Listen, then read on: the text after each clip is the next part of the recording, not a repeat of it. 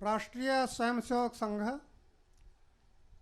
अखिल भारतीय समन्वय बैठक 2022 में आप सभी पत्रकार बंधुओं का स्वागत है। पूर्व निर्धारित हमारी प्रेस वार्ता प्रारंभ होने वाली है। हमारे बीच में है डॉक्टर मनमोहन जी वैद्य।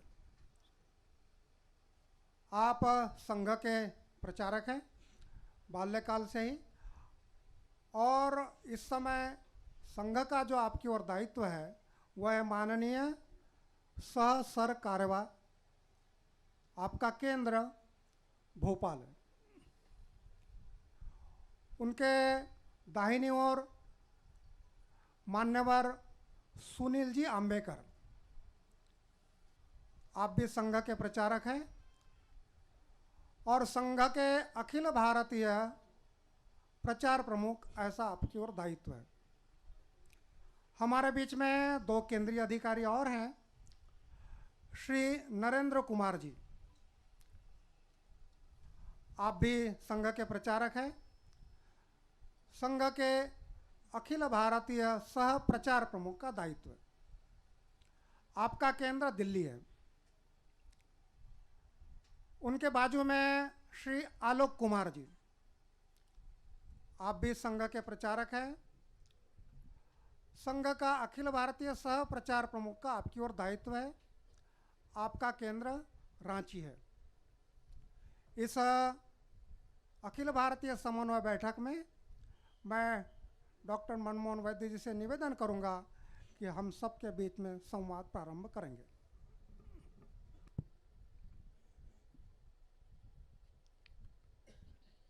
तो आप सबका स्वागत है। काफ़ी उत्सुकता होगी आपके मन में, क्या कर रहे बंद कमरे में वगैरह, ऐसा कुछ होता होगा। कमरा बंद इसलिए होता है क्योंकि वहाँ पर एसी चलता रहता है, बाकी कुछ नहीं।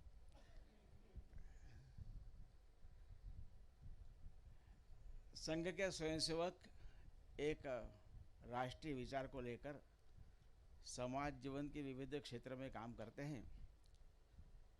ऐसे 36 संगठन धीरे धीरे हुए हैं जो अखिल भारतीय स्तर पर काम करते हैं। इनके क्षेत्र अलग हैं। छात्र क्षेत्र में, शिक्षा क्षेत्र में, मजदूर क्षेत्र में, धार्मिक क्षेत्र में, सहकारिता में, वैज्ञानिकों में, कलाकारों में, सहकार, ऐसे अनेक क्षेत्रों में काम कर रहे हैं। और समाज के अनेक नए लोगों से इनका संपर्क होता है, मिलना होता है। तो एक बार मिलकर अपने अपने अनुभव, ऑब्जर्वेशंस को साझा करने के लिए मुख्यतः यह बैठक होती है। ये कोई निर्णय करने वाली बैठक नहीं होती है, क्योंकि सभी संगठन स्वायत्त स्वतंत्र है, ऐसा संघ का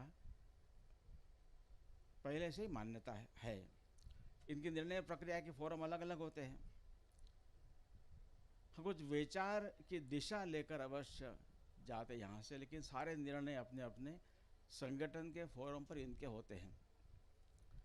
यहाँ कोई निर्णय करने वाला विषय नहीं था। अभी स्वाधीनता के 75 वर्ष का उत्सव चल रहा है। इसको लेकर अनेक संगठनों ने काम भी किए और आगे कार्यक्रम होंगे। उन संगठनों ने क्या क्या किया वो कहने का तो उनको अधिकार है। एक सैंपल करने तो 2-4 संगठनों का उल्लेख करूंगा मैं। जैसे शैक्षिक महासंघ ने 2 लाख विद्यालयों में देश भर में एक साथ कार्यक्रम किया। विद्यार्थी परिषद ने करीब 87,000 स्थानों पर तिरंगा ध्वज लहराया। संस्कार भारती जो कलाकारों के बीच में काम करती है, तो वंदे मातरम गौरवगान 15 अगस्त 1947 को जो ऑल इंडिया रेडियो पर पंडित ओंकारनाथ ठाकुर ने वंदे मातरम गान किया था, ऐसा वंदे मातरम, संपूर्ण वंदे मातरम का गान करके उनका पुण्य स्मरण किया गया। अनेक स्थानों पर ऐसे अपरिचित सेनानियों के प्रसंगों पर आधारित 75 नाटकों की श्रृंखला भी की गई। कुल मिलाकर ध्यान में ऐसा आया, सारे लोगों के ध्यान में आया कि ये करीब 100 वर्ष तक जो चला स्वाधीनता का संग्राम, इसमें भारत का कोई प्रदेश, कोई जाति, कोई जनजाति और कोई वर्ग बाकी नहीं रहा जिसका इसमें कंट्रीब्यूशन नहीं था। केवल कुछ लोगों के नामों की चर्चा अधिक होती है। पहली बार सारे देश ने अनुभव किया कि सबका सहभाग था। अनेक लोगों के को पता नहीं था हमारे गांव से ऐसा कुछ हुआ है, तो बहुत गौरव का अनुभव सब लोगों ने किया है। लेकिन स्वाधीनता, स्वतंत्रता, स्वदेशी, स्वावलंबन में एक शब्द कॉमन है, वो भारत का स्व है। ये स्व को समझना आवश्यक है। ये भारत का स्वत्व है, यही सारे भारत को आपस में जोड़ता है। हमारी अनेक भाषा लोग बोलते, अनेक जातियों के नाम से जाने जाते, अनेक उपासना लोग का पालन करते हैं, परंतु सबको एक साथ जोड़ने वाला जो भारत का स्व है, यह स्व कैसे प्रकट होगा, उस पर भी चर्चा यहाँ पर हुई। तो भारत की क्या विशेषता है? तो भारत के स्व का आधार भारत की आध्यात्मिकता है, स्पिरिचुअलिटी है। भारत का जीवन का दृष्टिकोण अध्यात्म आधारित है, इसलिए वो होलिस्टिक इंटीग्रल है। इसलिए संपूर्ण क्रिएशन को वो जुड़ा हुआ मानता है। इस अध्यात्म आधारित जीवन दृष्टिकोण ने भारत के पर्सनैलिटी, मतलब लोगों की पर्सनैलिटी को शेप किया है। उसका एक पहलू है, ईश्वर एक है, उसको बुलाने के नाम अनेक हो सकते हैं, वहाँ तक पहुँचने के मार्ग भी अनेक हो सकते हैं, सभी मार्ग समान है, स्वीकार्य है, एक्सेप्टेंस ऑफ ऑल, ये भारत का विचार रहा है। कल ही 11 सितंबर हुआ, स्वामी विवेकानंद का 1893 का शिकागो स्पीच में उन्होंने इसी बात को अधोरेखित किया था। टॉलरेंस से भी आगे बढ़कर भारत का विचार एक्सेप्टेंस ऑफ ऑल है। दूसरे भारत का स्व का पहलू है कि एक ही तत्व अनेक रूपों में मैनिफेस्ट हुआ है, तो विविध अभिव्यक्तियों के भीतर रही एकता को देखने की भारत की दृष्टि है। इसलिए भारत का वर्णन India is a country of diverse cultures ऐसा कहने के बदले India has a culture that celebrates diversity ज़्यादा अच्छा है। तीसरा, भारत ये मानता है कि प्रत्येक व्यक्ति में ईश्वर का अंश है।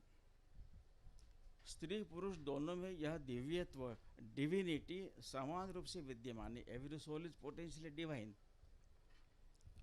and hence the goal of human life is to manifest the divinity within by controlling nature internal and external. इसके अनेक मार्ग है, 4 मेजर मार्ग है। Do it either by work, worship, psychic control और मेडिटेशन, यानी कर्म योग, भक्ति योग, ज्ञान योग, राजयोग। लेकिन भारत का विचार कभी भी एक्सक्लूसिव नहीं रहा है।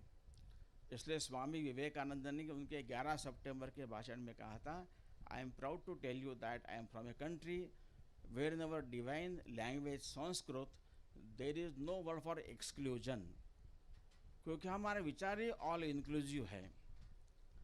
इसलिए चारों में से कोई भी एक लो तो भी चलेगा। स्वामी विवेकानंद कहते हैं कि एनी ऑफ दिस 4 और 2 और मोर और ऑल एंड बी फ्री, यानी मेरे अंदर के देवत्व को प्रकट करने का मेरा जो मार्ग है, it can be a varied composition of all this 4 major way. मेरा अगर 50% कर्मयोग, 30% भक्ति योग, बाकी दो 10% होगा, तो मेरी बहन का अलग हो सकता है, शी में बी मोर इन भक्ति योग लेस इन कर्मयोग। मेरे भाई का अलग हो सकता है, वो शायद ज्ञान योग में ज़्यादा ध्यान देगा, भक्ति पूजा कम करेगा। ये मेरी प्रत्येक की अलग अलग उपासना है। इस उपासनाओं को हमारे रिलीजन का है, धर्म एकदम अलग है। तो यहाँ पर प्रत्येक को अपनी अपनी उपासना चुनने का स्वातंत्र रहा है। इसलिए हमारे यहाँ पहले से स्पिरिचुअल डेमोक्रेसी रही है। इसलिए एक परिवार में कोई व्यक्ति सोमवार का व्रत रखता है, कोई गुरुवार का करता है, कोई शनिवार करता है, कोई नहीं भी करता है। It's all allowed. ये विविध मार्गों को सबको साथ लेके चलना, ये मिलाकर जो भारत की पर्सनैलिटी बनी है, तो भारत में रहने वाला सारा समाज, सभी जाति जनजाति भाषा बोलने वाला सब समाज इसके साथ अपने आप को आइडेंटिफाई करता है। हाँ, ये हमारी पहचान, हमारी बात है। दूसरा भारत का स्व है वो, यानी रविंद्रनाथ टैगोर ने कहा स्वदेशी समाज नाम की अपने पुस्तक में कि वेलफेयर स्टेट ये भारत की परंपरा नहीं रही है। केवल डिफेंस, जुडिशरी, फॉरेन अफेयर्स, 3 विभाग केवल राज्य के पास होते थे। बाकी स्वास्थ्य, शिक्षा, मंदिर, देवालय, व्यापार, मेला, यात्रा, संगीत, कला, ये सारे समाज की अपनी व्यवस्थाएं थी। एक खंबे पर खड़ा तंबू है तो तंबू धराशायी होता है खंबा टूटने पर, परंतु 4-5 खंभों पर खड़ा तंबू है, एक खंबा टूटता है तो तंबू का आकार बदलेगा परंतु वो धराशायी नहीं होगा। फिर से उसको अंदर से खड़ा करने की सुविधा रहेगी, ऐसी हमारी यह व्यवस्था थी। इसलिए अनेक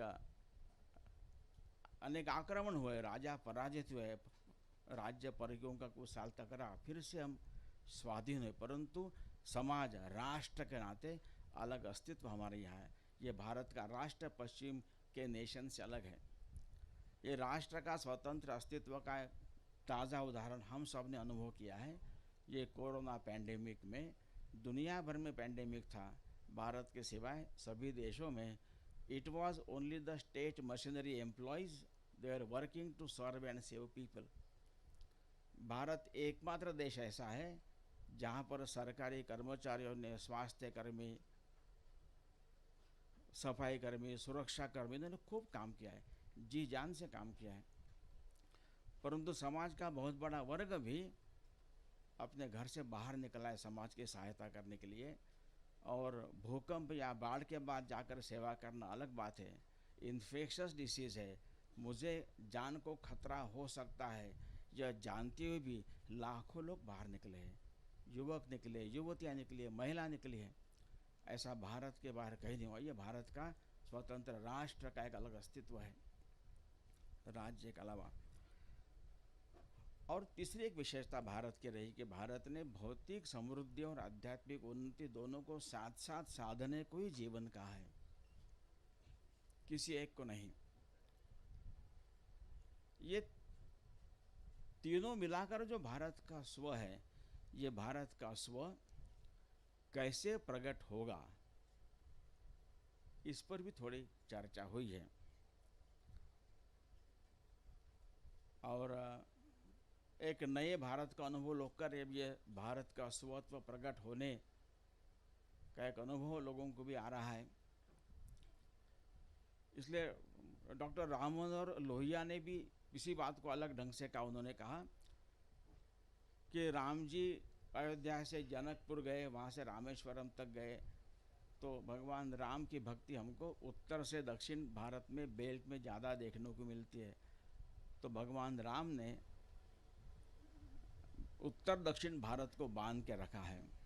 भगवान कृष्ण द्वारका से अरुणाचल प्रदेश तक गए थे, रुक्मिणी वहाँ की है, तो कृष्ण भक्ति सारे इस बेल्ट में देखने को ज़्यादा मिलती है। तो कृष्ण ने पूर्व पश्चिम भारत को बांध के रखा है और शिव सर्वत्र व्याप्त है।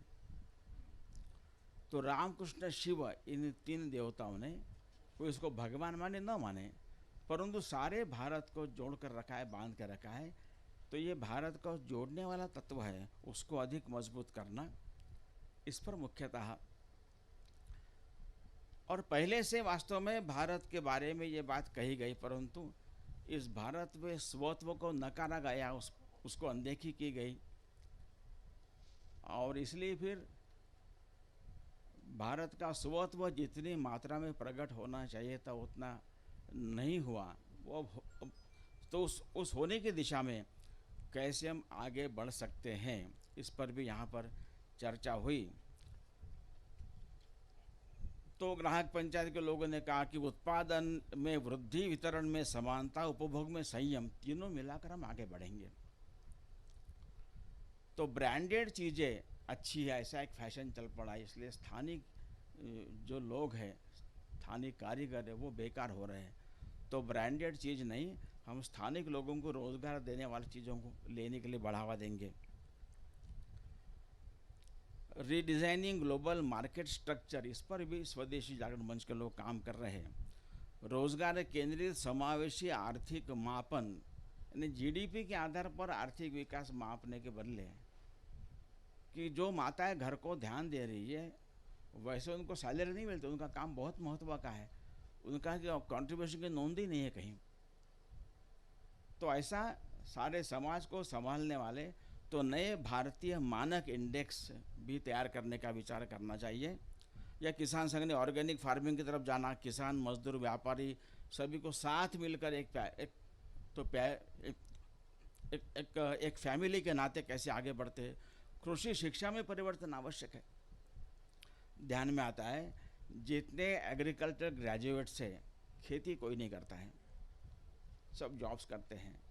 जो खेती करते हैं उनको उसका शिक्षण नहीं होता है। कुछ मूलभूत सुधार तो करना पड़ेगा, इस पर बात चल रहा है। भारतीय विद्यापीठों में हिंदू स्टडीज़ का पाठ्यक्रम तैयार करने पर बात चल रही है। कई विद्यापीठों में स्टडी तो करें, अच्छा क्या है हिंदुत्व, क्या है। या आरोग्य भारती के लोगों ने एक होलिस्टिक थेरेपी के सब साथ मिलकर, क्योंकि भारत का विचार ही होलिस्टिक है, आइदर दिस और दैट नहीं है, तो यह भी वह भी, उसको मिलाकर समन्वय कैसे साधना, इस पर बात चल रही है। न्यायालय में भारतीय भाषा में कामकाज हो, नहीं तो उसको पता नहीं चलता कि ये वकील जज अंग्रेजी में क्या बोलते हैं। कम से कम उसको पता चले मेरे बारे में क्या चल रहा है, तो जजमेंट भारतीय भाषा में हो। जनजाति का माइग्रेशन रोकने की दृष्टि से क्या पहल हो सकती है। ऐसे बहुत विषय है, मैं केवल संक्षेप बता रहा हूँ। ऐसे तो भारत का भौतिक आर्थिक विकास के साथ साथ भारत का स्वत्व भी साथ चले, इसके लिए प्रत्येक क्षेत्र क्या क्या करेगा, इस पर यहाँ पर चर्चा हुई है, आगे लोग काम करेंगे। ऐसे एक थोड़ी संक्षेप में जानकारी मैंने दी है। बाकी संघ कार्य तो लगातार बढ़ ही रहा है। बीच में पैंडेमिक में थोड़ा सा हमारा काम थोड़ा स्लो हुआ ही था, शाखाएं बंद हो गई थी, लेकिन जुलाई के 2019 में जब काम फुल फ्लेज चल रहा था उसके तुलना में अभी हम लोग जुलाई 22 में जो एक हमारी अखिल भारतीय बैठक हुई, उसमें शाखाओं में वृद्धि भी हुई है, विस्तार बढ़ा है, और नए लोगों का संघ में जोड़ने की उत्सुकता, ईगरनेस वो बढ़ रही ध्यान में आता है। जिनको सीधे संघ शाखा में जुड़ना है, कहाँ मिलना, किसको संपर्क करना, यह नहीं जानते हैं, ऐसे युवक संघ की वेबसाइट पर जॉइन RSS के माध्यम से अपने रिक्वेस्ट भेजते हैं। तो 2017 से 2021 तक 5 वर्षों में एवरी ईयर करीब 1.25 लाख लोगों की रिक्वेस्ट्स वहाँ पर वेबसाइट पर आई है। और अभी जो 2022 के पहले 8 महीनों में ये रिक्वेस्ट करीब 89,560 यानी करीब 90,000 है, जो लास्ट ईयर कॉरेस्पॉन्डिंग 8 महीने की करीब 70,000 थी। तो 20,000 की वृद्धि ध्यान में आ रही है। ये एक संघ को जानने की, संघ के साथ काम करने की, सेवा करने के लिए साथ आने की उत्सुकता बढ़ रही है, यह भी ध्यान में आ रही है। तो संक्षेप मैंने जानकारी बताई है। कुछ आपके प्रश्न हो तो पूछ सकते हैं।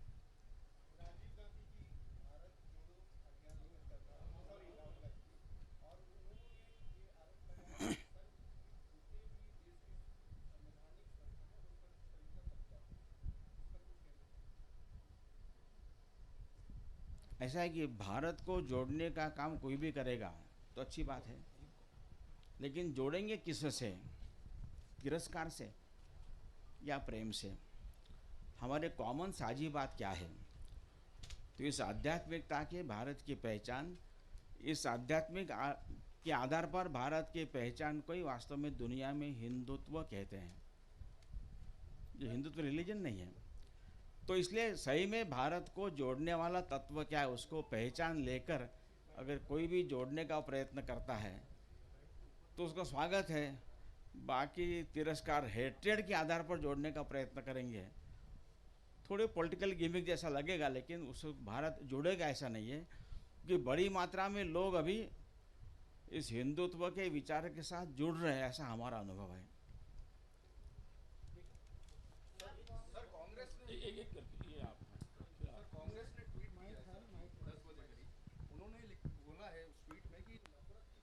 बेड़ियों से जो देश को बीजेपी और आरएसएस ने जो बांध दिया है, जो डैमेज किया है, उसको हम मिटाने के लिए, उसको हटाने के लिए हम यात्रा कर रहे हैं। तो उन्होंने फोटो डाली, उस फोटो में तो ठीक है भैया, ठीक है भैया, ऐसा है कि एक तो हेट्रेड से आप जोड़ना चाहते हैं क्या? हेट्रेड वो पाल रखे हैं बहुत पहले से, और उनके बाप दादा ने भी संघ का बहुत तिरस्कार किया, अपनी सारी ताकत के साथ संघ को रोकने का प्रयत्न किया, दो बार भी बिना कारण प्रतिबंध लादे गए, संघ रुका नहीं है, लगातार बढ़ते रहा है। संघ क्यों बढ़ रहा है? तो संघ के पास एक सत्य सिद्धांत है, सिद्धांतों लेकर जीवन भर चलने वाले व्रतस्थ ऐसे कार्यकर्ताओं की पीढ़ी उसके लिए आवश्यक त्याग परिश्रम बलिदान करने वाले लोग तैयार होते रहे हैं, और समाज का सहयोग खूब मिलता रहा है, लगातार मिलता रहा है।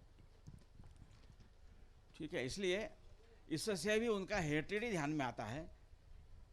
तो क्या कहना उसके बारे में, कुछ कमेंट करने लायक भी वो सारा चित्र वगैरह भी। अब संघ का गणवेश बदला, ये भी उनके ध्यान में नहीं है। ठीक है, मतलब ऐसी उनकी स्थिति है, उसके बारे में नो कमेंट करना अच्छी बात है। कुछ अच्छे प्रश्न पूछिए जरा। सर सर सर सर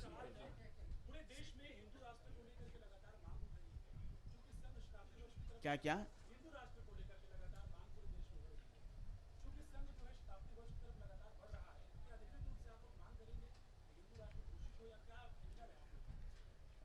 राष्ट्र मतलब समाज होता है, समाज तो हिंदू है ही यहाँ पर।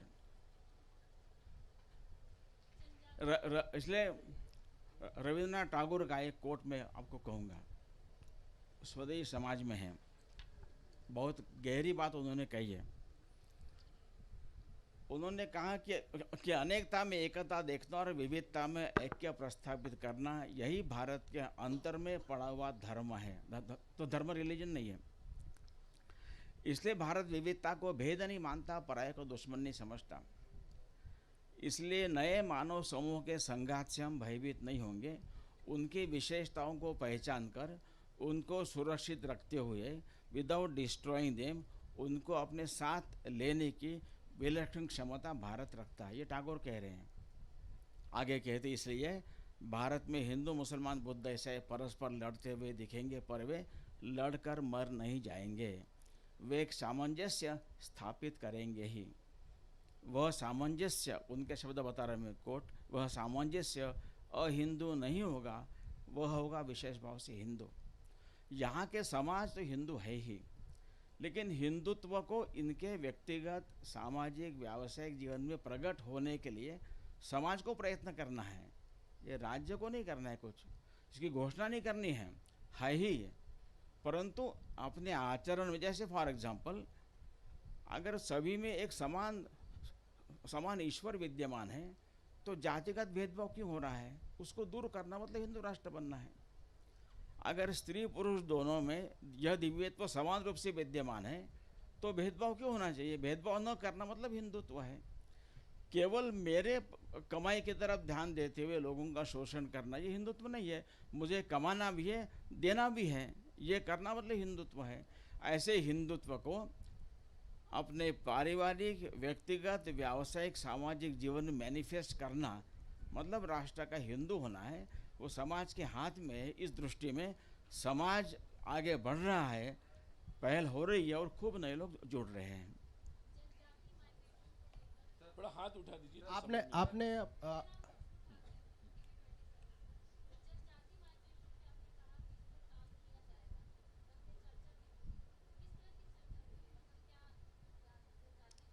बेसिकली माइग्रेशन क्यों हो रहा है, तो वहाँ पर सुविधाएं नहीं है। तो वहाँ सुविधा हो, वहाँ स्वास्थ्य सुविधा, शिक्षा की सुविधा, रोजगार की सुविधा हो। अपने ज़मीन से कोई जल्दी छोड़ना नहीं चाहता है, तो ये सारा करेंगे तो माइग्रेशन नहीं होगा। शहर में आकर वो जिस स्तर में रहते हैं, अपने अपने गांव में राजा के समान रह सकते हैं। आमदनी कम हो सकती है, खर्चे भी कम हैं, अपने ज़मीन से, त्योहारों से, समाज से जुड़ा रहेगा। इसलिए वास्तव में स्वाधीनता के पश्चात ग्रामाधारित आर्थिक रचना होनी चाहिए, ऐसा महात्मा गांधी जी का भी कहना था। उनके तो हिंदू स्वराज में उन्होंने इसका उल्लेख किया है। परंतु हमने यूरोपियन नकल करते हुए शहर केंद्रित विकास सारा काम शुरू हुआ, इसलिए केवल ट्राइबल नहीं है, गांव भी खाली हो रहे हैं। तो इसलिए पहले जब भारत खूब समृद्ध था, भारत का विश्व व्यापार में 1700 वर्षों तक हाईएस्ट शेयर था। और भारत कृषि प्रधान देश ऐसा कहना सही नहीं है, क्योंकि भारत में कृषि अच्छी थी, लेकिन हम अनाज बेचते नहीं थे, हम गुड्स बेचते थे। तो यहाँ टैनिंग इंडस्ट्री अच्छी थी, तो चमड़े की चीज़ें बनती थी। यहाँ पर मेटलर्जी अच्छी थी, तो स्टील, कॉपर, सोना, चांदी, इसकी चीज़ें बनती थी। कपड़ा अच्छा बनता था, स्पाइसेस बनते थे। ये उद्योग गांव-गांव में होते थे, घर में होते थे। तो भारत वास्तव में उद्योग प्रधान देश था पहले में। धीरे धीरे इसलिए फिर से हमको उस दिशा में आगे बढ़ना है। तो वहाँ अगर स्वास्थ्य, शिक्षा, रोजगार की उपलब्धता हो जाएगी, क्यों जाएगा कोई? इसका मतलब देश भर में कहीं नहीं जाना ऐसा नहीं है, कि आज मजबूरन जो जाना पड़ रहा है वह नहीं रहेगा। चलो, मुझे लगता है कि प्रश्न लास्ट प्रश्न प्रश्न प्रश्न प्रश्न प्रश्न प्रश्न प्रश्न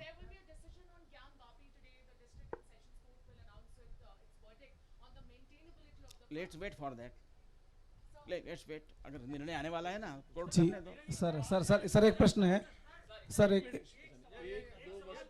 मैं एक प्रश्न पूछ रहा हूँ सर।